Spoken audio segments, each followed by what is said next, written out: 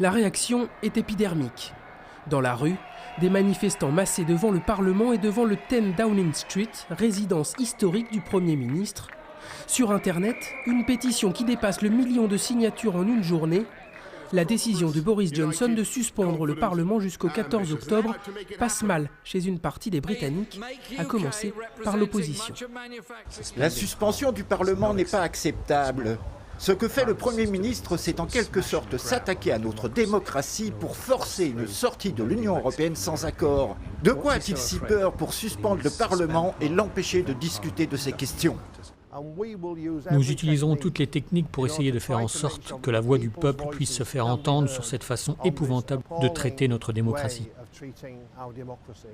Suspendre le Parlement a de quoi surprendre vu de l'étranger, mais ce n'est pas une procédure inhabituelle selon cet analyste. C'est ce qui se passe à la fin de chaque session parlementaire, mais pour elle, c'est le moment choisi qui dérange et c'est surtout le symptôme de relations déplorables entre les institutions. La décision d'aujourd'hui montre à quel point les relations entre le gouvernement et le Parlement sont mauvaises. Nous avons donc vu cet effondrement au cours des 2 dernières années et nous en sommes arrivés au point où les députés cherchent toutes les façons possibles de contourner le gouvernement et le gouvernement est prêt à faire ce qui est dans les limites de la Constitution pour limiter ses possibilités.